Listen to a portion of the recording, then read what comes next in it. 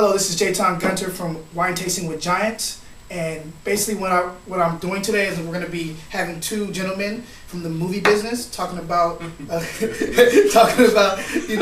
how they got into it. So before we get there though, I want to talk about the wine that we're going to be drinking on tonight.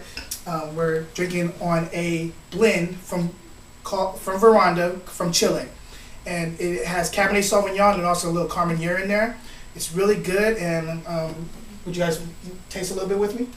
Sure. Can you show me how to do that? Yeah. Look at me. Why would I know how to taste wine? Yeah, we're novices. All right, novices. You don't gotta shake it. Salud. Salud.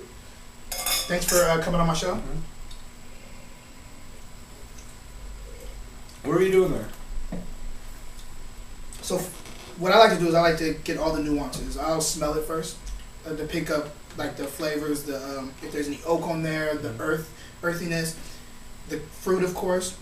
And then once I do that, I want to see if it translates to the palate.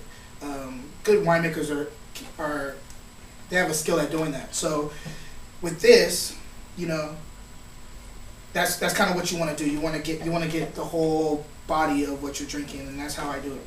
So I mean, you can smell it if you want to. I know you, like you said, you're a novice, so if you don't want to, you don't have to. But it smells like wine.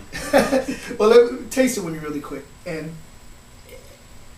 are you guys picking up anything on there? Is there something that just points out? I know it's going to taste like grapes and all that good stuff, but is there any specific fruit that you're getting from it?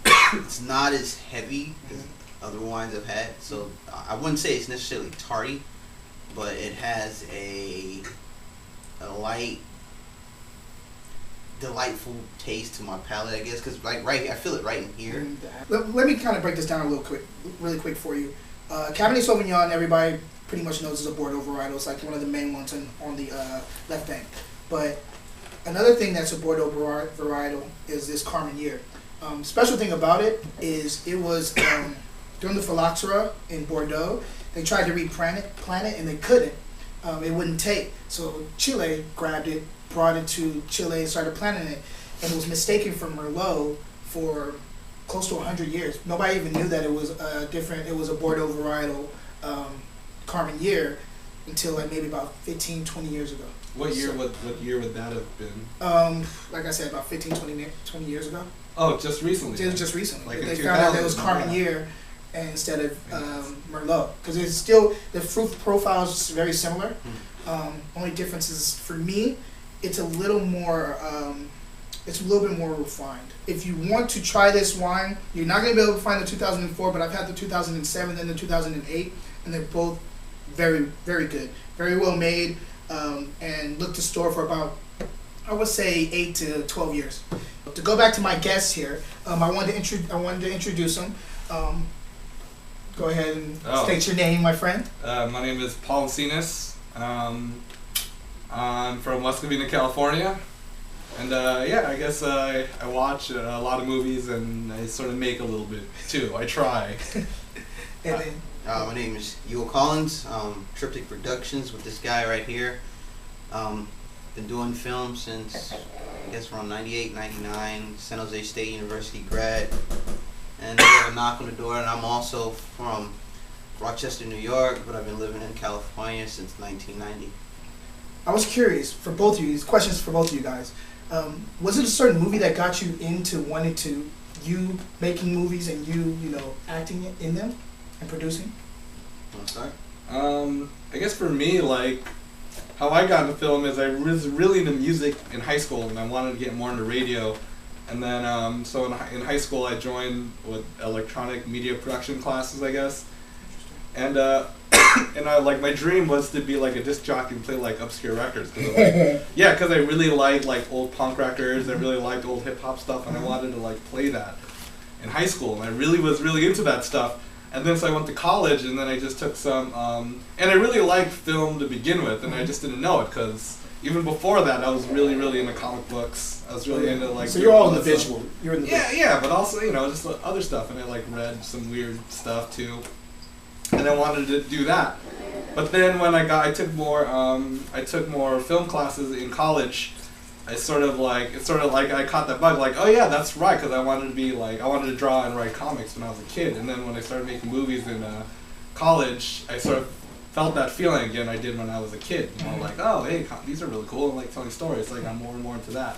Like originally, was there one when you were in college that just spoke to you and told you that, you know what, I need to be doing this. I need to be directing.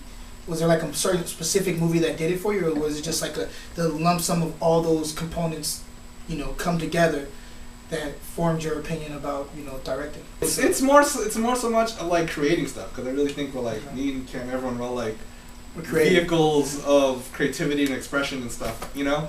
And I think like film was it took me years to learn this, but film was probably the best medium.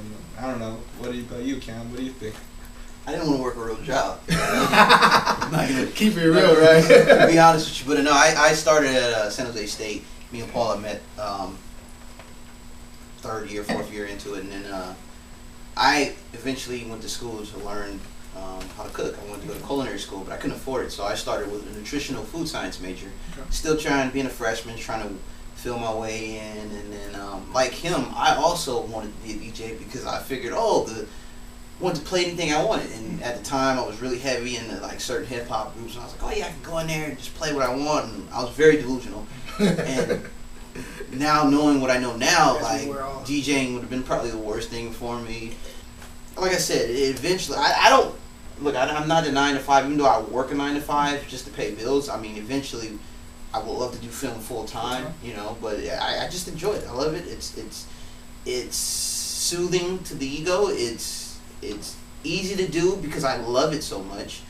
But at the same time, you know, I do have my limits. But but just getting into film, which I think is just something I maybe was born to do. I don't know. I get you. I get that. So, my next question is for you. I'm for Paul. How many movies have you actually shot yourself? Have you been the director?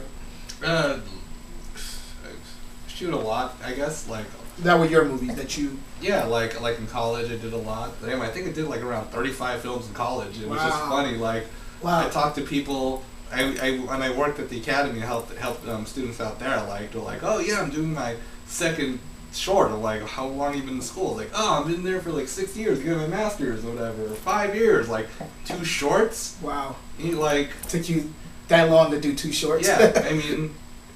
I mean, it's.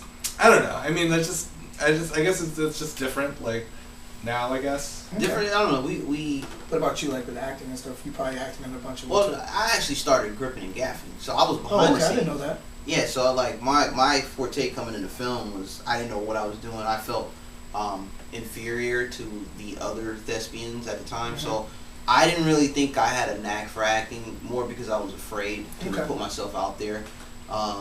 So I wanted to have an easier way in and a smoother transition by doing behind the scenes work, and that until it helped me learn certain things because being a group, you see everything. I'm the first one there and the last one to leave, essentially. So I was always asking questions, and me and him, he started off as a cinematographer, always behind the camera, but he eventually went into directing. He's a great writer, you know. He has a knack for vocabulary. Me, I just started behind the scenes, but like I just kind of fell into acting, you know. A couple teachers said, oh, you should do this and do that, and I didn't take it seriously. I still to this day don't consider myself an actor. I just do it. You know, same here. I don't think I'm a filmmaker either. We just do it like I'm what you call a middle reliever. I always say that if you need me to bridge the gap to something, I can be there and do that. If you need me to, kind of like the don't box me in type. No, I don't mind. Yeah, here's the thing. Like I'm just Paul. He's just Cam. Like we happen to do this. Like it's like that's the problem with like kids now. I think like they buy their stupid DSLRs and then they're like, hey, I'm a cinematographer because I shoot weddings. Like. Whatever, like this is not to knock anybody. Yeah, it's not to knock anybody from doing it. It completely is to knock everyone who's doing it. He has his own agenda. I'm saying just, you know. And this is what I brought them on camera. Again, I want to thank you guys for showing up on the show with me today for Wine Tasting with Giants. Again, thank you, Paul. Thank you, Cam. If you're interested in the wine that we had today or anything in the future, go to www.gns.com, gnswines.com, and that'll be posted on the bottom. And until next time, guys, have a good night.